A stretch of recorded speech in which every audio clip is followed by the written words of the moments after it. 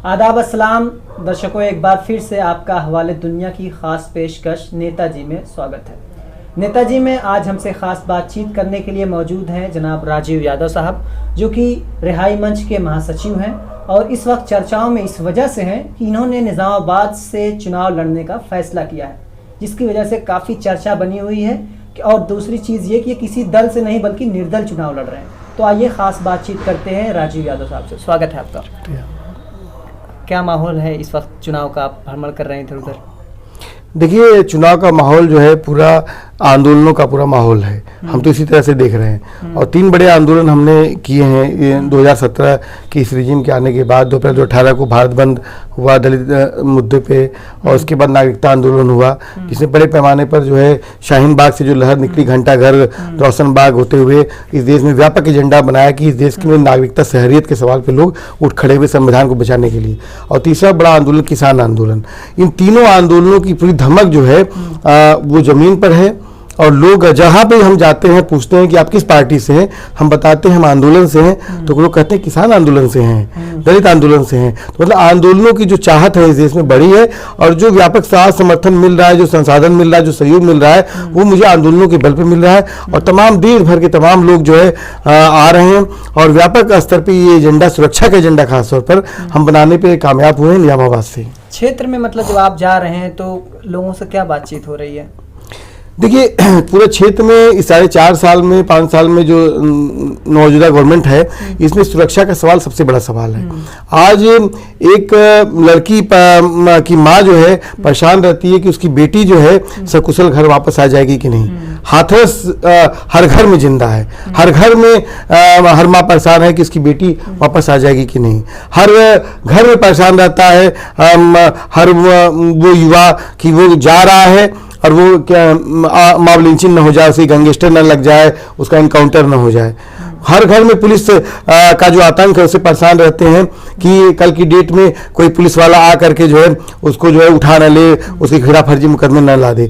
Main सवाल सुरक्षा का सवाल है, और व्यापक स्तर पर सुरक्षा का सवाल बना है और उसको हम बना भी रहे हैं। और व्यापक स्तर पर इस लिहाज से कह रहा हूँ कि आज दलित, मुस्लिम और ओबीसी तीनों कम्युनिटी जो है सुरक्षा के सवाल पर बेहद परेशान है।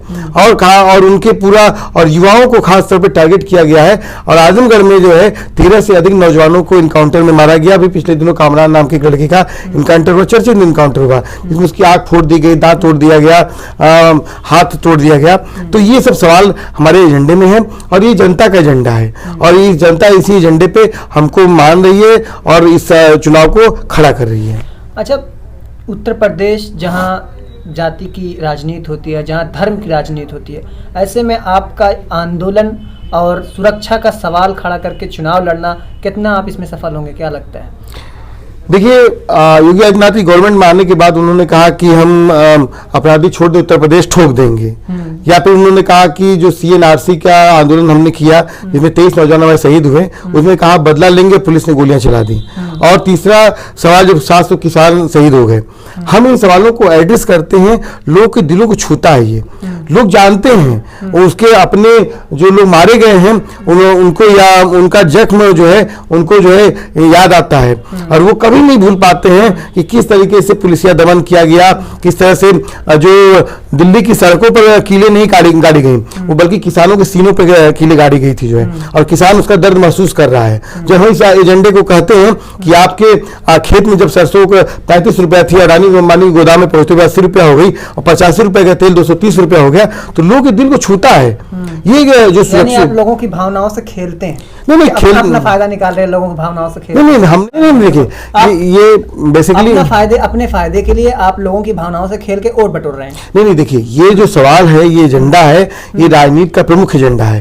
योगी आदित्यनाथ जिनके ऊपर हत्या, बलवा, दंगा कि हमने खुद मुकदमे करवाए हैं। आपने, मैं सुना हूं कि आपने जो है योगी आदित्यनाथ के ऊपर FIR करवाया था। हाँ, हम लोगों ने लड़ करके हमारे क्या मामला था? योगी आदित्यनाथ ने 2007 में एक स्पीच दिया था जनवरी में, और जिसमें उन्होंने कहा था कि हम ताजियों के साथ होली खेलेंगे। परवेज परवेज परवाज असद हयात बनाम योगी आदित्यनाथ एक मुकदमा हुआ और परवेज परवाज भाई को एक फर्जी केस में जो है गोरखपुर में आजीवन कारावास करवा दिया गया है। असद भाई गंभीर रूप से अस्पताल में भर्ती हैं। तो हमने ये जो लड़ाई थी जो है हमने उसको और तीखा किया है। हमारे एजेंडे में है कि अगर मोदी इस देश का प्रधानमंत्री बन गया, इसलिए बन गया कि कांग्रेस ने उसको जो है पाला जो है और वो आदमी आज देश का प्रधानमंत्री है। और अखिलेश और मायावती ने योगी आदित्यनाथ के खिलाफ जो हमने मुकदमे किए, अगर हमारा साथ दिया होता तो योगी आदित्यनाथ आज जेल में होते। और हमारे एजेंडे में है, हम दावे के साथ करते हैं कि एक दिन हम अपनी आंखों से जीते जी योगी आदित्यनाथ को जेल में पहुंचा करके छोड़ेंगे। तो उस मुकदमे का क्या हुआ? उसमें वो मुकदमे चल रहा है, अभी चल रहा है और चल रहा है मुकदमा आपने किया तो कुछ धमकी उमकी भी मिली? योगी आदित्यनाथ ने जब 2014 में जो है जब एक इनका वीडियो जो है उसमें क्या कहते हैं आया था कि एक लड़की के बदले 10 लड़की और एक के बदले 100 को उठाएंगे। तो उसके बाद जब ये वायरल हुआ था वीडियो तो उन्होंने कहा था कि ये नक्सलाइट है, इस्लामिक फंडेड है। और जी ये कहा था, चूंकि हमारी जो भाषा है वो सेकुलर भाषा है और चूंकि मैं हिंदू हूं तो हमको आतंकवादी शायद उनको बोलने में लग रहा हुआ, कैसे बोला सकता है, तो इसलिए नक्सलाइट बोला उन्होंने। और चूंकि हम लोग सेकुलरिज्म की बात करते हैं तो लगता है कि उनको इस्लामिक फंडेड जो है। तो मामला इस बात का है कि ये जो एजेंडा है जिसमें मैं बात कर रहा हूं, इमोशन जो खेलने का मामला नहीं है, लोगों का यही जज्बात है, यही इमोशन है। लोग इस बात को लेकर के परेशान हैं कि इस देश में उनको रहेंगे कि नहीं रहेंगे। अब याद करिए वो दिन CNRC जब आया जो है, एक बड़ी कम्युनिटी को ये इस बात से सोना जानना उसका मुश्किल हो गया था कि उस देश के नागरिक रहेगी कि नहीं रहेगी। जब SC ST एक्ट को कमजोर करने का प्रयास किया गया और हमारे 13 नौजवानों को शहीद कर दिया गया और तो उस समय एक दलित कम्युनिटी को था कि उसका सुरक्षा का सवाल क्या वो इस देश में फिर से खत्म हो जाएगा। आज भी SC ST एक्ट के होने के बावजूद बड़े पैमाने पर दलित सुरक्षित नहीं है और SC ST एक्ट कमजोर हुआ तो क्या हालत होगी इस देश में आप समझ सकते हैं। जब SC ST एक्ट होने के बावजूद हाथरस में एक बिटिया का बलात्कार होता है और उसकी लाश को जला दिया जाता है। तो मामला इस बात का है कि लोगों के एजेंडे और जज्बात हैं और निश्चित रूप से आज जो किसान शहीद हुए हैं, आज अजय मिश्रा टेनी का लड़का जो है 4 किसानों को, एक पत्रकार को जो है रौत करके चला गया और क्या कहते हैं, और ये लोग क्या कहते हैं, इन्होंने उसके खिलाफ कोई कार्रवाई नहीं किया, बेल मिल गई जो है। और आपके इस देश में आप देख सकते हैं कि जिस तरह से पूरा माहौल बना दिया गया, जैसे आप देख सकते थे कि एक लड़की जो है और जय श्री राम का नारा लगाया जाता है और अल्लाह अकबर का वो कहती है, हिजाब पे पूरा सवाल। तो मामला है कि ये जो सवाल है आइडेंटिटी पे हमला है। जिस तरह से मैं आजमगढ़ को जो चुना हूं इसीलिए चुना हूं क्योंकि हमने 2008 में जब हमारी पैदाइश होती है आतंकवाद के नाम पर, जब आजमगढ़ को बदनाम करने की कोशिश किया गया, हम कहीं पर जाते थे, बस में गए, ट्रेन में गए, कहीं के कार्ड दिखाना पड़ता था तो लोग कहते थे कि साइड में हो जाओ। आजमगढ़ के होने के नाते सिर्फ मुसलमानों को नहीं हिंदुओं तक को कमरे नहीं मिलते थे। तो ये सवाल है और आजमगढ़ में निजामाबाद कॉन्स्टिट्यूएंसी को चुनने का मेरा ये कारण है कि यहाँ इस कॉन्स्टिट्यूएंसी में संजयपुर गांव है जहां 2 लड़के जो है बाटला हाउस में इनकाउंटर में शहीद हुए और वो ये सवाल आज खत्म नहीं हुआ है। आजमगढ़ में लगातार जो कहते हैं आतंकवाद के नाम पर जो लड़के बंद हैं, आज 6 लड़कों को फांसी हो चुकी है। अभी अहमदाबाद का जजमेंट आया है, इसमें हमारे 3 नौजवानों को बाइज्जत बरी हुए हैं, लेकिन उसमें 7 नौजवान अभी भी जो है उनको सजा सुनाई जानी है। तो ये सवाल यहाँ का एजेंडा है और ये जज्बात नहीं है, ये उनका दर्द है। और वो दर्द हम कह रहे हैं कि ये दर्द चूंकि राजनीति में अगर वोट के रूप में अपना मुहर नहीं लगाता है और ये नहीं कहता है कि नहीं ये जो पॉलिटिक्स है वो उसके खिलाफ हम खड़े रहेंगे, तो वो समझ लीजिए कि वो अपने सवालों को हल करने की दिशा में नहीं बढ़ सकता है। अच्छा, रिहाई मंच ने कब फैसला किया कि आपको चुनाव लड़ना है? पहले से ये रणनीति में था या अभी हाल ही में इसका फैसला हुआ? देखिए, जैसे जैसे आंदोलन बढ़े और हम लोगों को लगा कि फांसीवाद देश में बढ़ता जा रहा है और हमारा मानना है कि फांसीवाद को इस देश से आंदोलन नहीं भगाएंगे। और चूंकि भारत एक पार्लियामेंटेरियन सेटअप का देश है, यहाँ लोकतंत्र है और लोकतंत्र में जो चुनाव है एक अहम एक पड़ाव होता है और चुनाव के जरिए हम उन तमाम सवालों को जो है हम एड्रेस कर सकते हैं, उनको बात कर सकते हैं, उन पर सवाल बना सकते हैं। आज अगर 403 सीटों में मेरा दावा है कि सिर्फ और सिर्फ निजामाबाद की एक सीट, निजामाबाद इसलिए कि निजामाबाद यादव बहुल्य क्षेत्र है और आप यादव हैं, इसलिए आपने निजामाबाद को चुना है। नहीं, देखिए निजामाबाद इसलिए मैंने चुना है कि इस गांव, इसमें संजयपुर गांव है, इसमें आतंकवाद के नाम पर बाटला हाउस इनकाउंटर में 2 नौजवानों को शहीद किया गया। निजामाबाद इसलिए चुना कि सरायमीन में यहाँ पर दंगा करवाने के नाम पर जो है यहाँ पर 5 लड़कों पर एमएसए लगाया गया। निजामाबाद इसलिए चुना कि आजमगढ़ में निजामाबाद है और आजमगढ़ के 13 नौजवानों को इनकाउंटर में मारा गया। और निजामाबाद में जो आजमगढ़ का जो पूरा माहौल है, यहाँ पर लगातार SC ST मुस्लिम के साथ, पिछड़ों के साथ लगातार दमन अत्याचार हो रहा है। ठीक इसी तरह से एक और जिला है मुजफ्फरनगर, ये दोनों संघ की प्रयोगशाला बन चुके हैं। जो चीजें आप आजमगढ़ में दे सकते हैं वो मुजफ्फरनगर में दे सकते हैं। आप इस प्रदेश में देख सकते हैं कि दलितों और मुसलमानों पर रासुका लगाई गई है। राष्ट्रीय सुरक्षा कानून, क्या दलित और मुसलमानों सिर्फ राष्ट्रीय सुरक्षा के लिए खतरा है? इस देश में जो लगातार आपराधी के नाम पर जो इनकाउंटर हुए हैं, उनमें 153 से अधिक लड़कों को इनकाउंटर में मार दिया गया। 3,500 लड़कों के पैरों में गोलियां मारी गई। 8,500 लोगों को इनकाउंटर का उत्तर प्रदेश का सरकार का दावा है। 17,000 लोगों को जो है सरेंडर करवाने का दावा उनका है। इसमें आप देख लीजिए, सिर्फ मारे गए जो लड़के हैं उसमें 54% मुसलमान है, उसके अलावा दलित और मुस्लिम है। तो ये कारण है, ये कारण नहीं है कि हमारे एजेंडे में, तो साफ तौर पे कह रहा हूं मैं, जाति की और धर्म की जो है जो सीमाएं हैं उसको लांघ चुका हूं कब का जो है। और हमने लगातार जो इंसाफ का सवाल, जस्टिस का सवाल, उस सवाल को अहम बनाया है। क्योंकि अगर जो भी लोकतंत्र है, लोकतंत्र ही नहीं, राजशाही में भी जो अगर इंसाफ नहीं रहेगा तो वो ढह जाएगा और वो बदबू करने लगेगा। आज इस देश में लोकतंत्र की ही देन है कि इस देश में किसानों ने ये तय कर लिया कि हम मोदी को झुकाएंगे, और मोदी को झुकना पड़ा। उनको खालिस्तानी आतंकवादी बोल रहे थे, आज उनको माफी मांगनी पड़ी। और हमने आजमगढ़ को इस लिहाज से चुना है कि कल की डेट में जो कहा जाता था कि संजयपुर के नौजवानों का सवाल उठाते थे, आजमगढ़ के नौजवानों का सवाल उठाते थे, लोग कहते थे कि आप मुसलमानों का सवाल उठाते थे। कल मुसलमान को आतंकवादी बोला जाता था, आज तो किसान को भी आतंकवादी बोला जा रहा है। तो ये राजनीति का एजेंडा है, और ये राजनीति का एजेंडा निजामाबाद की सीट वाहिद एक सीट है जहां से राजनीति का एजेंडा सुरक्षा के सवाल के एजेंडे को उठा रहा है। आप देख लीजिए, विपक्ष की तमाम राजनीतिक पार्टियां मॉब लिंचिंग, गैंगस्टर, गुंडा एक्ट, MSA, UAPA, इन सवालों पे एकदम नहीं बोल रही हैं। आप सवाल बताइए, हमारे नौजवान जेलों में बंद है। शर्जील इमाम, उमर खालिद सैफी और तमाम नौजवान, गौतम नौलखा से लेकर आनंद तेलटुंबडे जो अंबेडकर के सितार हैं, वो सब जेलों में बंद है। आप लोग कहेंगे कि आप तो कह रहे हैं कि ये सब तो राष्ट्रीय स्तर की, दिल्ली बंबई की बात कर रहे हैं। आइए चलिए अलीगढ़ पे बात कर लेते हैं। अलीगढ़ में 15-16 दिसंबर 2019 को क्या हुआ? वहां ग्रेनेड फेंका गया, बम फोड़ा गया। क्या याद करिए, इसी तरह से पटना में, इलाहाबाद में जब रेलवे के छात्र जो आंदोलन कर रहे थे उनके खिलाफ इसी तरह से किया गया। और ये भी हो सकता है लोग कहेंगे ये तो फिर से अलीगढ़ और पटना इलाहाबाद की बात करें। आज कामरान का एक इनकाउंटर यहाँ पर हुआ जो है मंगलावा में, तो बता दे कोई जनप्रतिनिधि, एक जनप्रतिनिधि बता दे, चाहे वो सिटिंग हो, चाहे पूर्व हो, चाहे वर्तमान हो, क्या कोई भी जनप्रतिनिधि क्या उस लड़के के घर गया?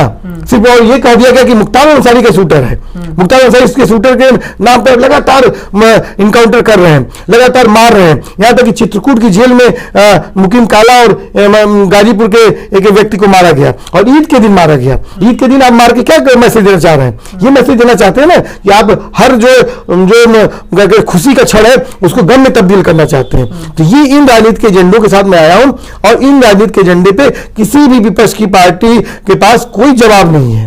अच्छा, विपक्ष एक तरीके से जो है यहाँ पर सोशल मीडिया के माध्यम से और दूसरे माध्यम से लगातार आप पर आरोप लगा रहा है कि आप मुसलमान के नेता हैं।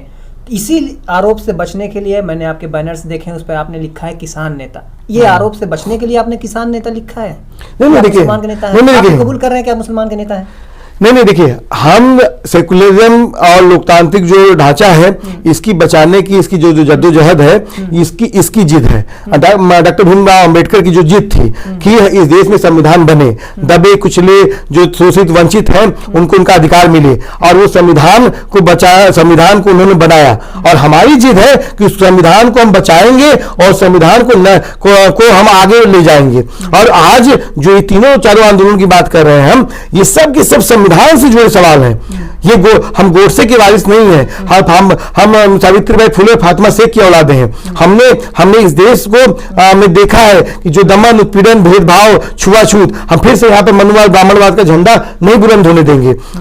और जो लोग इस बात को कह रहे हैं तमाम कि ये मुसलमानों के नेता, किसानों के नेता, हम कह रहे हैं कि चलो मान लिया कोई मुसलमान के नेता है, तो कौन सा लड़का मुसलमान मारा गया, कौन सरायमीर में जब मुस्लिम लड़कों पर जो नशे लगाया गया तो कौन सा मुसलमान का नेता उनके पास गया? जब लक्ष्मण यादव, जयहिंद यादव जब मारे गए, जो है इनकाउंटर में मारे गए, कौन सा यादव नेता उनके घर पे गया? मोहन पासी, राकेश पासी, रामजी पासी मारे गए, कौन सा दलित नेता उनके घर गया? भीम सागर का जो पैर में गोली मार करके उसका पैर कटवा दिया गया, कौन सा दलित नेता उसके घर में गया? हम तो गए। आप बोल दीजिए, आरोप लगा दीजिए। हम तो ऐसे तो कहेंगे तो हम दलित नेता भी हो जाएंगे, ओबीसी नेता भी होंगे, किसान नेता भी हो जाएंगे। हम बता दीजिए कि जब किसान आंदोलन चल रहा था तो ये उत्तर जो भी लोग चुनाव लड़ रहे हैं वो कौन लोग थे जो जाकर के सिंगू बॉर्डर से लेकर, गाजीपुर बॉर्डर से लेकर जो शाहजहांपुर बॉर्डर तक, टिकरी बॉर्डर तक गए? हम लगातार हमने आंदोलन किया और योगी आदित्यनाथ को चैलेंज किया। योगी आदित्यनाथ कहते थे कि उत्तर प्रदेश में किसान आंदोलन नहीं है। हमने आंदोलन को किया, पूर्वांचल में उसकी बागडोर को हम लोगों ने तमाम साथियों के साथ संभाला और उत्तर प्रदेश में किसानों को भी नजरबंद किया गया। आप सिंपल सोच सकते थे, पहले नजरबंदी की खबर आती थी कश्मीर से कि फला गिलानी को, फला उमर अब्दुल्ला को नजरबंद किया गया। उसके बाद जो है पहली नजरबंदी उत्तर प्रदेश में हमारे अध्यक्ष एडवोकेट मोहम्मद शोएब और संदीप पांडे की हुई 370 के सवाल पे। बाद में सिया आंदोलन में नजरबंद किया गया और उसके बाद किसान की। हम साफ तौर पर कह रहे हैं कि हमने इससे जहां सादिक जमाल मेहतर का जब इनकाउंटर हुआ तो उस सवाल को हमने इस देश का सवाल नहीं बनाया, इसलिए आज लगातार प्रदेश इनकाउंटर को झेल रहा है। और हमने जब कश्मीर पे जो चुप्पी थी उसकी वजह से आज कश्मीर कैद खाने में तब्दील हुआ, लेकिन आज पूरा देश कैद खाने में तब्दील हो गया है। लेकिन हमने सीखा भी है। हमने जब आसिफा नाम की बेटी के साथ कश्मीर बलात्कार होता है, लाख बोला गया कि मुसलमान की बेटी है, लेकिन सबने कहा नहीं, वो बेटी है, वो हिंदुस्तान की बेटी है। इसी तरह से जब हाथरस की बेटी के साथ बलात्कार हुआ और तो सब पूरा देश खड़ा हुआ, तो एक यूनिटी बन रही है। इस यूनिटी को ब्रेक करने के लिहाज से लोग कई बार इस पे बहुत सारे आरोप लगाते हैं, राजनीति। और बताइए, अगर इस देश में राजनीति ही इस देश को चला रही है तो राजनीति तो हल करेगी, कोई नई चीज कैसे चली आएगी? डेमोक्रेसी में तो राजनीति तो हल करेगी। आप कब से इन आंदोलनों में हैं? कब से आपने ये सब चीजें शुरू की? देखिए, क्या हुआ कि आजमगढ़ में एक वंदे मातरम के नाम पे एक दंगा हुआ था सिविल नेशनल कॉलेज में। तो पहली बार वो जो घटना हुई थी उसने पहली बार सांप्रदायिकता को हमको छुआ, जो है आजमगढ़ में, खासतौर पर उस समय हम लोग बच्चे थे। उसके बाद 2005 में मऊ में दंगा हुआ, तब हम इलाहाबाद यूनिवर्सिटी में पढ़ते थे। तो वहाँ पर दंगे में आया कि दंगा गांव से शहरों की तरफ बढ़ा। हमारे गांव सांप्रदायिकता से अछूते थे और ये पैटर्न गुजरात का पैटर्न था। इसको समझने के लिहाज से हम जब आए और मालूम चला कि योगी आदित्यनाथ जो है ये दंगे के कॉन्स्पिरेटर थे और योगी के हम लोगों ने उनको फॉलो करना शुरू किया, उनके मठ को फॉलो करना शुरू किया, उसकी आइडियोलॉजी को फॉलो करना शुरू किया। तो उसमें हमने देखते देखते ये समझ में आने लगा कि कम्युनल आउटफिट नहीं बल्कि टेरर आउटफिट है जो है। और उसी समय जो है 2007 में कोर्ट में ब्लास्ट हुआ और वो फैजाबाद में भाजपा के अध्यक्ष और उपाध्यक्ष के चैम्बर में ब्लास्ट हुआ, दोनों की दोनों वहां से चंपत थे जो है। तो ऐसी स्थिति में हमको लगा कि ये कहीं न कहीं कुछ ऐसी चीज है जो आतंकवाद के नाम पर ये इस्तेमाल किए जा रहे हैं, जिसमें निर्दोष लोग फंसाए जा रहे हैं। चूंकि मैं राजनीति शास्त्र का विद्यार्थी हूँ, मैं स्टेट टेररिज्म की व्याख्या को मैं अच्छी तरह से समझता हूँ और दुनिया भर में हम लोग देख रहे हैं। जब हमें इस सवाल को हमने देखा कि आतंकवाद के नाम पर तारिक कासमी और खालिद मुजाहिद को आजमगढ़ से और बढ़ियाओं से उठाया गया और उनको जो है बाद में आरडीएक्स के साथ, बड़े डेटोनेटर के साथ बाराबंकी से गिरफ्तार करने का दावा किया गया, तो उस घटना ने हमको ये साफ कह दिया कि ये आतंकवाद के नाम पर बेगुनाह तरीके से मुसलमानों को फंसाया जा रहा है। और प्रज्ञा ठाकुर, कर्नल पुरोहित और असीमानंद का नाम मानने के बाद और उसमें असीमानंद के कबूलनामे के बाद और उसमें योगी आदित्यनाथ को भी उन्होंने इशारा किया, तो उसके बाद ये साफ हो गया कि ये टेरर आउटफिट है। हमने इनके तमाम रैलियों को, इनके तमाम मीटिंग्स को हमने वॉच किया और समझा और शायद सांप्रदायिकता को समझने की जो समझ मेरी बनी जो है वो राही मासूम राजा का जो आधा गांव से लेकर कहते हैं अब्दुल मिन्ना की भीनी चदरिया से लेकर हमको जो है आपका योगी आदित्यनाथ तक की समझने में हमको लगा। क्योंकि ये पूरा का पूरा जो इलाका था जो है ये लंबे दौर से जो है सांप्रदायिक तनाव से बहुत दूर था जो है। लेकिन यहाँ पर जब मऊ में 2005 में सूद की जगह आग बुनने का काम किया गया, बड़े पैमाने पर दंगा हुआ और गुजरात हाईकोर्ट ने बोला कि वहाँ जब माँ बेटी के साथ बलात्कार हुआ तो ये जाहिरा से एक से मिलती जुलती घटना है और सीबीआई इंक्वायरी की बात कही। तो ये जो घटनाक्रम था इसने हमको बताया कि भारत में सेकुलरिज्म का सवाल सबसे अहम सवाल है और चूंकि इस मुल्क की पैदाइश जो है दंगों से हुई है या सांप्रदायिकता से इस मुल्क की पैदाइश हुई है, तो अब जब तक ये कैंसर खत्म नहीं होगा तब तक ये इस मुल्क सही रास्ते पे नहीं जा सकता है। तो हमने ये ठाना है कि इस सांप्रदायिकता नाम का जो कैंसर है इसको हम खत्म करेंगे और इसके लिए अंतिम दम तक लड़ेंगे।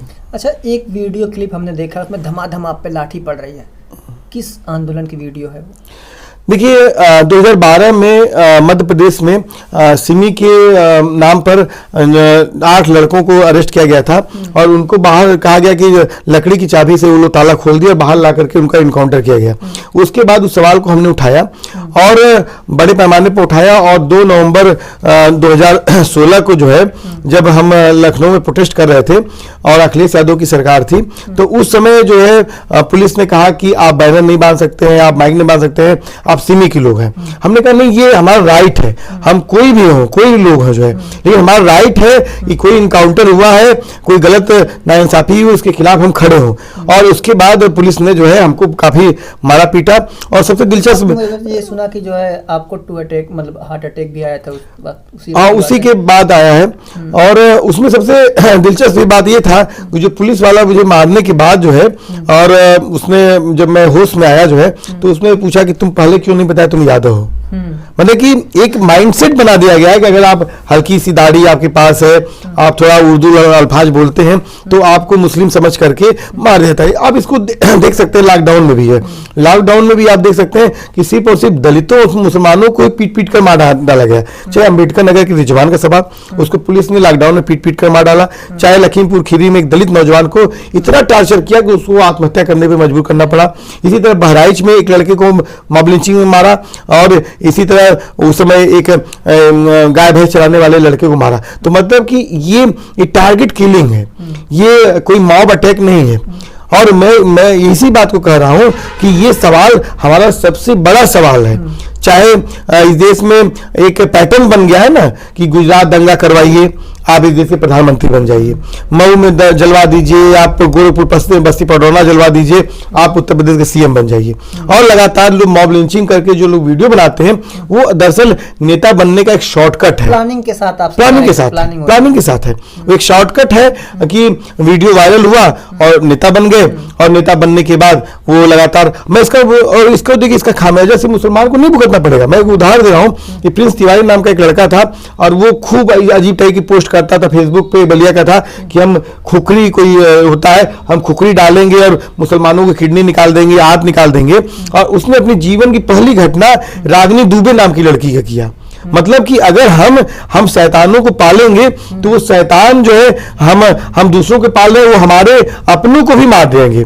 आप सिंपल सोचिए कि जब इज्तिमा हो रहा था बुलंदशहर में और वहां पर गाय काट करके जो है उसको ले जाने की कोशिश की गई और सुबोध कुमार सिंह ने जब उसको रोकने का प्रयास किया गया तो हिंदू वाहिनी बजरंग दल के गुंडों ने जो है उनको उठा करके दौड़ा के गोली मार के मार डाला जाए और वही पुलिस कुछ भी नहीं बोल पाई। यही डीजीपी जो बोलते हैं कि हम गोली का जवाब गोली से देंगे, ये योगी आदित्यनाथ बोलते हैं ठोक देंगे। क्यों नहीं ठोक देंगे? बोलिए ना, ठोकिए ना। आप ठोकने की बात करते हैं ना, राम नाम सत्य करने की बात करते हैं, आपका पुलिस वाला मार दिया गया और दौड़ा कर मार दिया गया। तो मामला इस बात का कि ये बेसिकली संकट है। मैं बता रहा हूं कि मैं लगातार बहुत सारे पुलिस वालों से मिलता हूं और बहुत सारे केसेस मिलते हैं। इतना डर है कि एक सीओ मुझे लखनऊ में एक केस में मुझे मिले, विवेचना के दौरान मिले और उन्होंने कहा कि हमको डर लगता है, हमारी पत्नी कहती जब मैं आता हूं निकलता हूं तो कि शाम तक आएंगे कि नहीं, क्योंकि मॉब का जो का माइंडसेट बना दिया गया है वो हिंदू मुसलमान की बाउंड्री में उसको नहीं देखा जाता है। आप मॉब कहीं भी अटैकिंग मूड में आ जाती है और कभी भी किसी के लिए भी वो संकट बन सकती है और वो आज डेमोक्रेसी के लिए ही संकट बन गई है। इंटरव्यू लंबा हो रहा है, मैं चाहता हूं कि थोड़ा सा आंदोलन से बाहर आए और क्षेत्र की बात करें। तो ये बताइए कि आप एक निर्दल एक तरीके से चुनाव लड़ रहे हैं, आपके सामने सपा, बसपा, भाजपा के मजबूत कैंडिडेट हैं, क्या लगता है कितना आप सफल रहेंगे निर्दल चुनाव में? देखिए, निर्दल तो नॉमिनेशन हो रहा है, लेकिन मैं बहुदलीय प्रत्याशी हो गया हूँ। और हमने तो कहा था कि हमने तो सबके पास हमने ऑफर किया, हमारे अध्यक्ष शोएब साहब ने प्रेस कॉन्फ्रेंस करके अपील जारी करके कहा कि हमको तमाम जो विपक्ष की पार्टियां हैं वो समर्थन दे, इस सीट को छोड़े जो है। और इस सीट को जो है सोशलिस्ट पार्टी ने छोड़ा है। सोशलिस्ट पार्टी ने इस सीट को जो है यूडीए अलायंस के जो डॉक्टर अयूब साहब ने प्रेस कॉन्फ्रेंस करके उन्होंने हमारा समर्थन किया है। और यूडीए अलायंस में कई पार्टियां हैं। हमारी तलाल रासादी साहब से डिस्कशन इस बात पे हुआ है। एमआईएम ने 2 दिन पहले जो है इस सीट पे हमारा समर्थन किया है। एमआईएम ने समर्थन कर दिया, लेकिन कोई ऑफिशियल तो दिखा नहीं। नहीं, उन्होंने प्रेस कॉन्फ्रेंस करके समर्थन कर दिया हमारा। अच्छा, प्रेस कॉन्फ्रेंस करके 2 दिन पहले समर्थन किया है। अच्छा, और ये जब आएंगे असदुद्दीन ओवैसी साहब, तो क्या वो आपके लिए प्रचार भी करेंगे? एकदम स्वागत है उनका। हम तो चंद्रशेखर भाई का भी स्वागत करते हैं। उनसे भी? अच्छा, हाँ, वो यूडीए में है तो वो भी आपका? जी, मैं सबका स्वागत करता हूँ। तमाम भी उनको एकदम हम तो आमंत्रण कर रहे हैं, न्योता दे रहे हैं सबको। हमने तो जो है सपा से भी कहा, हमने बसपा से भी कहा, एक आंदोलनकारी चुनाव लड़ रहा है और सीट छोड़ दीजिए जो है। और आंदोलन ही देश को बचा पाएगा है। माने कि हम तो क्या कहते हैं, कोई अपर्णा यादव नहीं है ना कि क्या कहते हैं हम भाजपा में चले जाएंगे हैं। हम तो क्या कहते हैं, जीतने के अगर जीत गए आप तो किसके साथ जाएंगे? नहीं, हम तो सेकुलर हैं और अपने मुद्दे के साथ हम एक ही सीट की जरूरत पड़ी भाजपा को। नहीं, हम सेकुलर हैं और सेकुलरिज्म के मुद्दे पे हम लड़ रहे हैं। और जो भी विपक्ष जो एजेंडे पे होगा हम उसके साथ खड़े होंगे। ऐसे ही खड़े हो जाएंगे? कुछ शरायत होंगी आपकी? नहीं, अपने एजेंडे पे खड़े होंगे। अपने जिन एजेंडों पे हमने कहा है, हमको तमाम पॉलिटिकल पार्टियों ने कहा कि क्या कहते हैं आप ज्वाइन कर लीजिए। लेकिन हमने यही सवाल कहा कि कल की डेट में अलकायदा और आईएस के नाम पर, इंडियन मुजाहिदीन के नाम पर जब लड़के बंद होंगे, उठाए जाएंगे, और जब मैं उनके सवालों को उठाऊंगा, उनके घरों पे जाऊंगा, तब आप तो कहेंगे कि पार्टी लाइन के खिलाफ है। और हमारा तो यही लाइन ही है कि इंसाफ के सवाल पर हर मजलूम के साथ खड़ा होना। और हम तो जो है हम जियाउल हक की जो हत्या हुई उसको भी हम याद करते हैं कि आज के किनको टिकट दिया जा रहा है, लोग सब कुछ याद रखा जाएगा। अच्छा, कभी ऐसा हुआ कि पैसे से आपको बैठाने की कोशिश की, मतलब पैसा से आपको खरीदने की कहीं कोशिश हुई? देखिए कि जिनका जमीर मजबूत होता है तो उनसे इस तरह की सौदेबाजियां नहीं होती है जो है। अच्छा, लोग सामने वाला भी डरता है? सामने वाला डरता है कि ये बोल देगा ना। अच्छा, इसमें आपके क्षेत्र में निजामाबाद में मजबूत प्रत्याशी हैं, पूर्वांचल के गांधी कहे जाते हैं, आलम बदी साहब, उनसे आपकी चुनौती रहेगी। और उन्हीं के एक साथी हैं, वो अब अलग होकर चुनाव लड़ने की घोषणा उन्होंने भी की है, वो भी मजबूत प्रत्याशी के रूप में देखे जा रहे हैं। तो क्या लगता है आपको?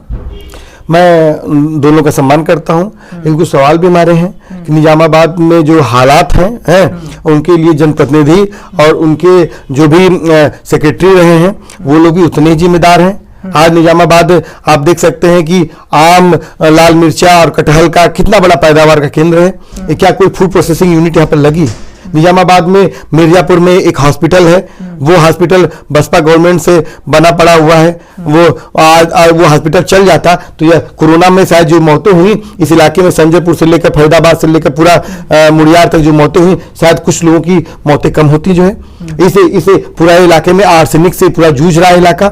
यहाँ पर पूर्वांचल में कोई कैंसर हॉस्पिटल बनारस के छोड़ के नहीं है। एक आजमगढ़ को में कैंसर हॉस्पिटल होना चाहिए जो है।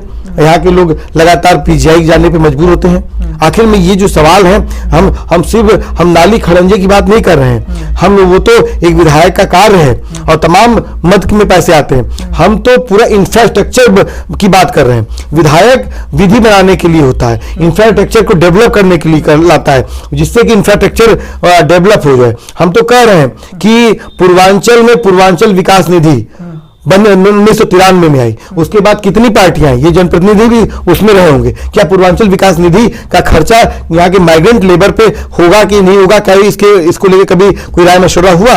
आज हम आजादपुर सब्जी मंडी से लेकर भिवंडी तक जो है बुरा ढोते हैं। हम सऊदी अरेबिया में समुद्र में सड़क बना देते हैं, लेकिन हमारी सुरक्षा की गारंटी कौन करते हैं? कोई जनप्रतिनिधि कभी सवाल को उठाता है?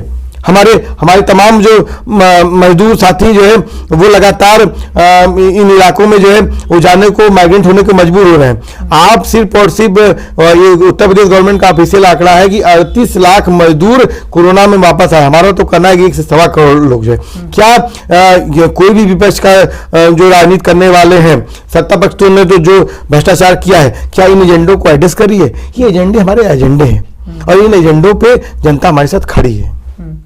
अच्छा, इस क्षेत्र की जो समस्याएं हैं उनसे आप अवगत हैं? मालूम है आपको कौन कौन सी समस्या है इस क्षेत्र में? जी एकदम। इस इलाके की आप रोडों की स्थिति आप देख लीजिए कि रोडों का एकदम हालात खराब है।